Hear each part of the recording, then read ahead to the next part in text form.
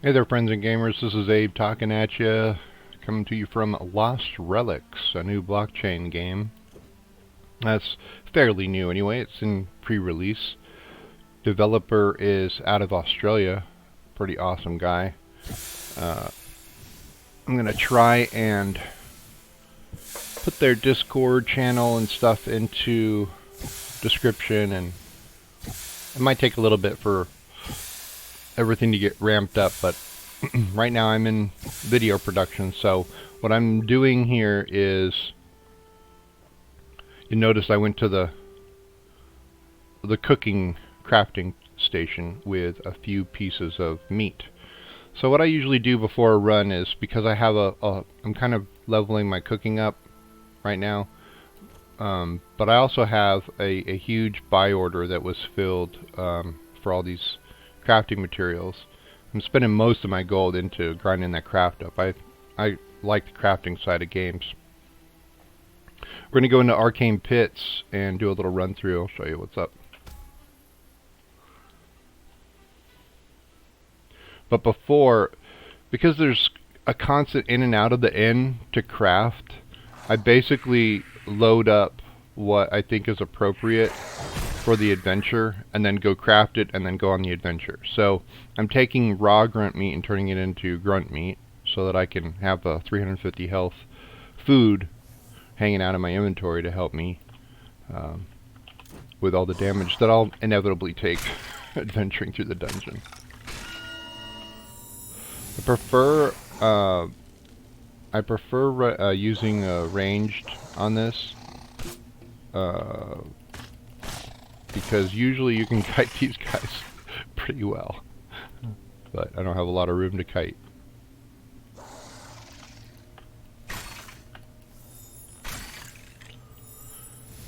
Of course, you guys probably know right click power shot, regular click is a normal shot. And those archers are very accurate and very deadly. He just shot into the wall, so I have a jump on him. This is a green fishing node, and I've been able to level my fishing up in the earlier dungeons enough to fish it, so it's kind of nice. And the earlier dungeon only gives you 14 XP, in this dungeon it gives you 28, so apparently it doubles each level.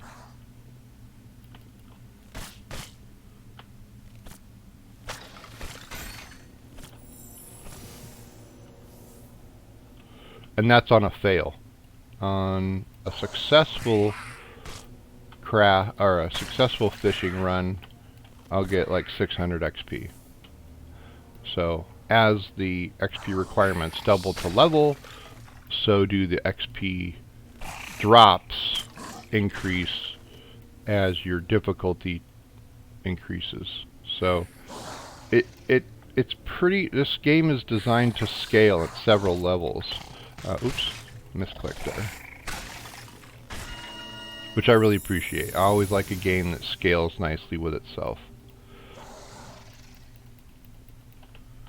I think it scales a little bit to the disadvantage of the player in terms of like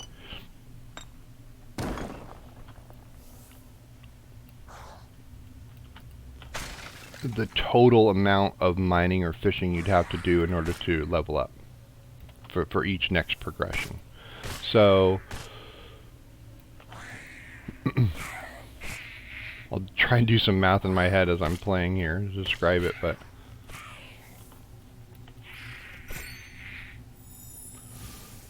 there's a trap right there. It's very hard to see, but it will shoot flames at you.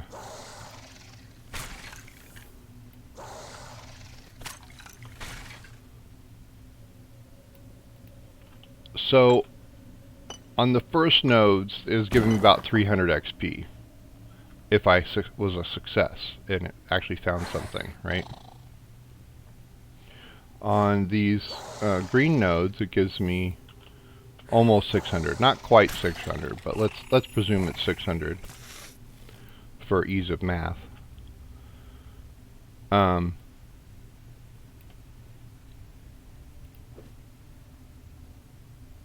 So to go from fishing level 9 to 10, just as an example, it's requiring 20,000 XP. Now, or I'm sorry, I'm already at 10. So from 10 to 11, it's requiring 20,000. I think. And then here's another one. I'm a little bit more advanced in mining. So, and then the next level, it goes to 24,000, right? So you see this progression of XP required in order to level the next level, right? Whereas to go through level 7, it's only 11,000. To go through level 5, it's only 6,300 XP. And these are pretty much the same no matter what skill you're progressing. So if I'm gathering level 1 stuff at 300 per success,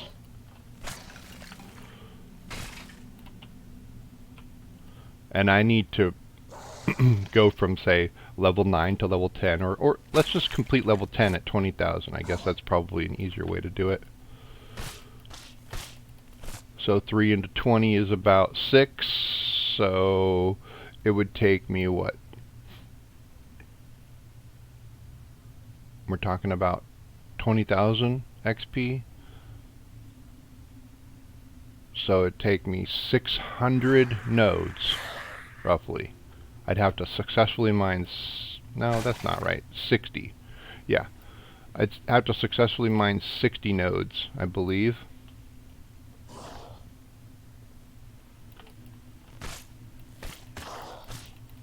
Now I've got to check my math. Because I can't game and do mathematical computations at the same time. I'm not a robot yet. No.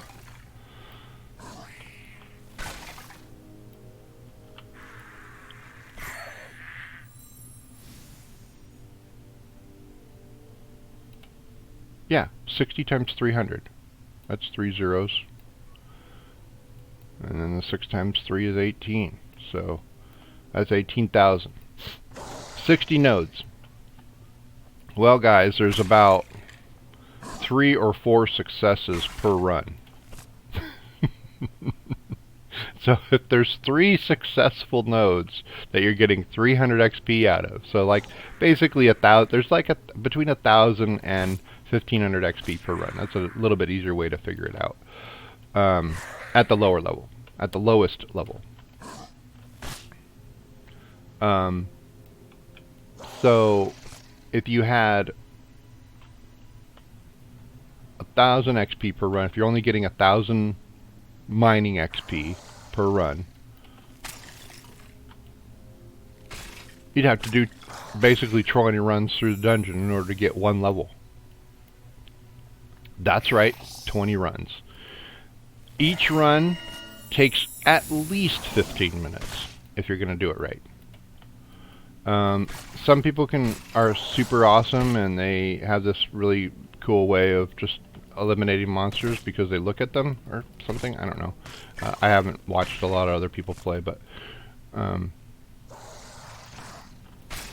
I guess it's possible that you could just push through these at a faster pace. If you can do it faster, cool. I figured the average. I'm a pretty average gamer. I'm not some amazing, super cool gamer, although I do run a business called Vortex Elite Gaming, and that's because we aspire to eliteness, right? We may not ever achieve it, but we certainly can aspire toward that end. And that's what we try to do. Give you elite commentary, elite analysis, elite reviews, something you can trust, something you can verify, something you can double check and test yourself.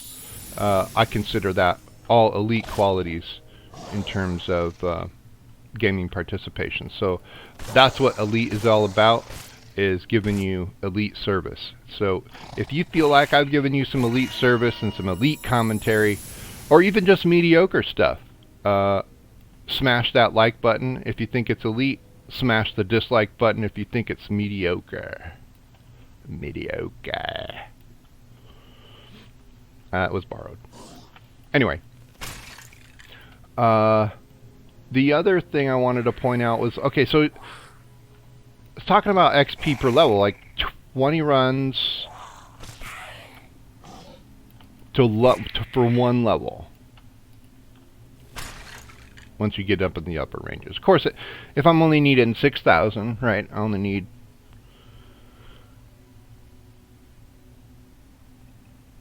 6 runs. Oh, excuse me, I was stretching there. If I only need 6 runs, that's a lot easier to do. But you notice most of the time I'm failing on these nodes. So even though you might have 10 nodes per dungeon, you're only going to get 1 success, 1 to 3 successes, usually. It depends. It's an RNG game, right? So it depends on that roll.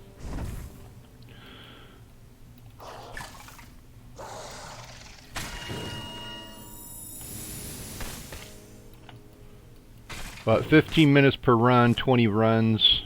That's 5 hours of gaming for one level. That gives you a little perspective of how super grindy this game is.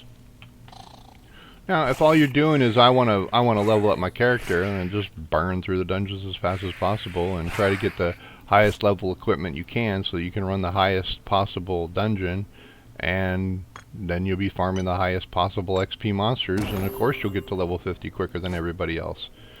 But if you want to really get involved in what is a money-making adventure in this game in terms of gold, not necessarily money like real money or crypto money, but gold, this gold, you want to get into farming this gold, which pretty much gives you access to almost all of the, I'll call it the generic level playable equipment. At a variety of quality types. So it's not just legendary, it's not just epic. You can buy virtual weapons that are losable if you die in the dungeon for gold on a regular basis. People manufacture them and then sell them. And there's a whole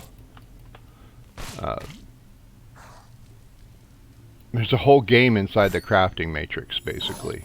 But the higher craft you can craft, the better money you can get out of the resources and the more accessibility you have to the resources. For instance, in order for me to fish here, I have to have level 10 fishing. Or I could run through these dungeons and never hit a single node. And I'd just be grinding character XP. It's your choice. But from my review, it seems that this type of crafting environment where you can lose the things that you craft, right? They become, it's kind of like a durability check. And most games have a durability where the item eventually becomes destroyed. So I like it. In order to have an indestructible item, you got to pay real money, basically, or earn it somehow. And you can earn it by just simply adventuring through all these dungeons and finding a really cool blockchain item that drops and selling it for 10,000 engine, which right now is like 200 bucks. Can you really sell an item for 200 bucks, Abe? Yep, that's right. You can. This game is a play-to-earn game. You play it with the potential of earning crypto. In particular, jump engine crypto.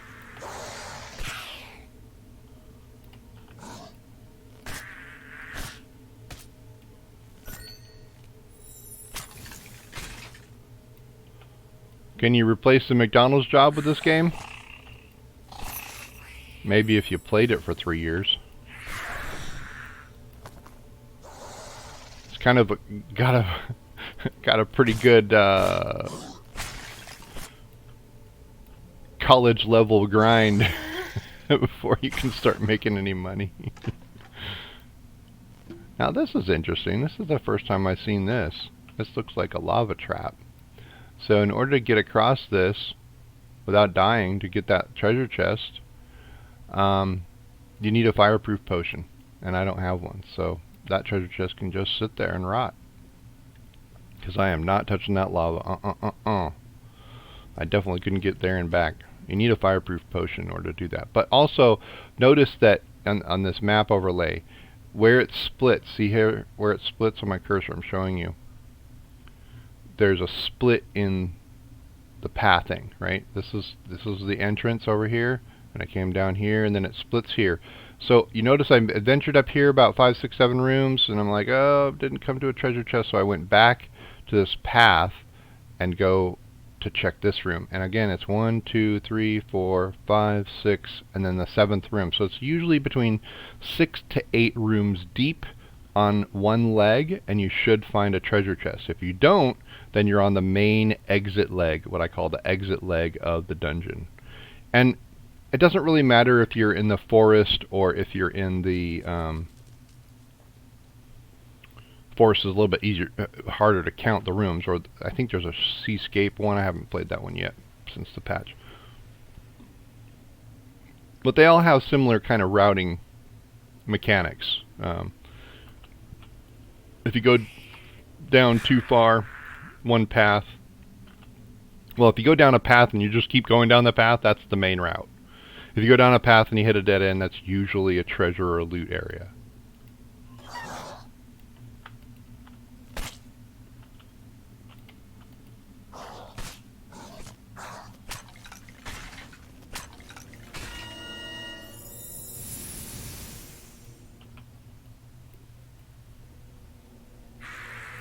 What I'm doing there is I'm trying to get him to chase me so I can kite him better. See how they chase once they see you?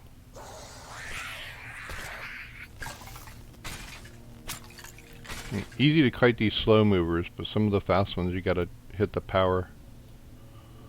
Or the heavy duty ones like that Berserker. He takes 2 power shots and a single shot from a 105 damage bow. I really like the simplistic hit point balance, the damage balance in these games, because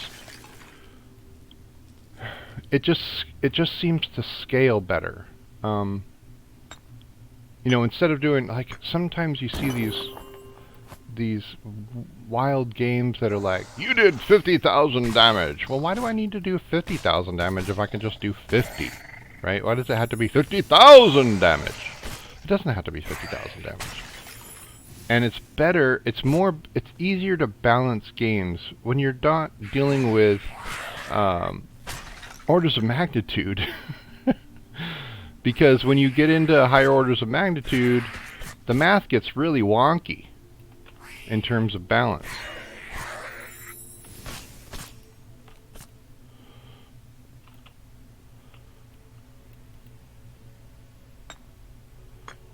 So I prefer, you know, the 1 to 100 scale in damage, or 1 to 1,000 scale even, which is more of this game, because it gives you a more realistic sense of what your constitution or durability is compared to the monsters, the mobs. And if you have a better sense of that, then you can understand, okay, the mobs are doing this much damage to me, I'm doing this much damage to the mobs, because I'm a hero, right? It just gives you a better sense of proportion when it's like that, I think. It's just my feeling. I think I'm going to switch to axe here and just swack these guys in the head.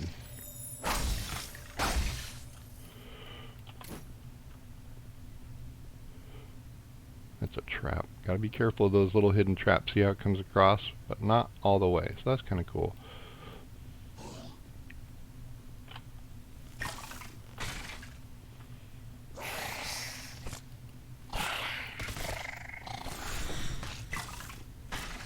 My second pumpkin. Usually pulling 2 pumpkins with a run. Pretty cool. The pumpkins, I'm not sure if they drop items, but I know that you can exchange them for the creepy coins, and the creepy coins, if you can build up enough of them, come on. Shooting through doors is problematic, I've noticed. the creepy coins will give you... There's a vendor in town, an event vendor. I can talk. In town that will allow you to trade creepy coins for several different items, 6 or 7 different items. And a few of the items are blockchain, so you could potentially set yourself up with a permanent item. Well, here's another loot area that... This is very interesting. So you'd have to run around this thing in order to get the treasure. Now sometimes when I've seen these rocks, they require a bomb of some sort. Oh, that was interesting. The mob died in the lava. Lol.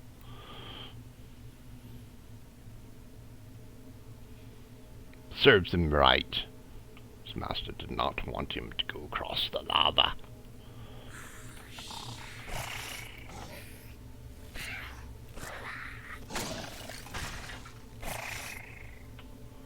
Also notice I'm orienting the map, so I'm usually traveling into a corner. You can see more of the map that way. Kind of more ahead of you.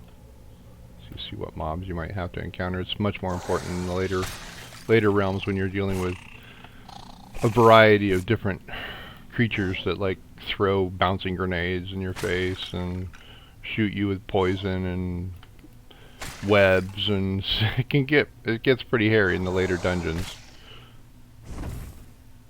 It becomes more of a challenge than just this point and click and kite and evade. You gotta pull people into the rooms and hide around corners. It's get pretty hairy, scary. And I'm thinking I probably will move from ham to keep me healthy, which I'm glad I looked at that because I was getting low, to something a little bit more powerful like these guys. See, the hams are giving me 350. This little potion gives me 700, and that's the beginning potion. So of course, when you have a medium potion, it's going to be a little bit more, a large potion, etc. And that comes from skilling up alchemy.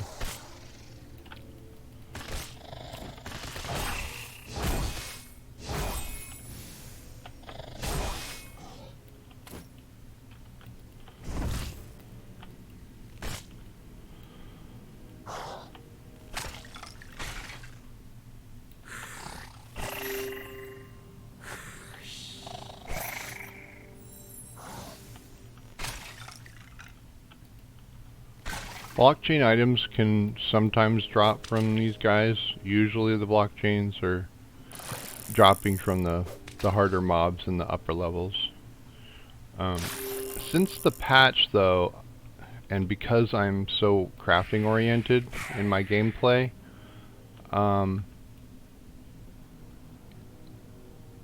it seems like you have to progress kind of level by level. Like it's not useful for me to, even though I can open the dungeon that's a higher level monster, I'm missing all the nodes because I can't actually gather them. I'm not skilled enough to gather the node. So with that mechanic in place, it makes it more attractive to me as a crafting oriented player to progress level, kind of within the framework of the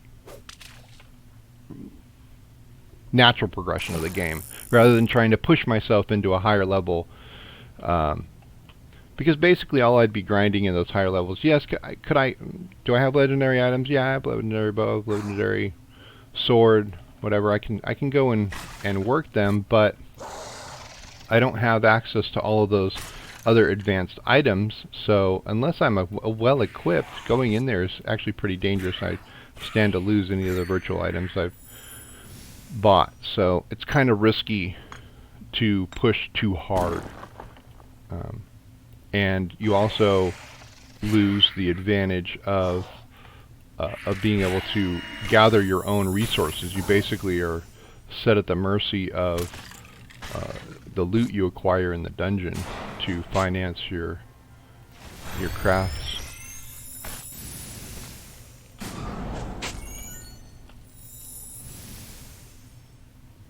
And those 2 treasure chests were blocked by lava. So that teaches me that maybe I want to bring a fireproof potion along with me so that I can actually go across those lava and get that loot. And that's a daily reward. So each day, if you complete one adventure, it gives you a reward. It gave me a bag of resources to check out what they actually gave me. And bounties are another thing I'll cover in another video. But anyway, I hope you enjoyed that walk through Arcane Pits with my commentary. If you enjoyed it, please like and subscribe. If you didn't enjoy it and you think I'm a total geek nerd, then just thumbs down this whole video and leave a really scathing comment. I'll be happy to reply to you. Take care. I hope everybody is well and safe out there in the world.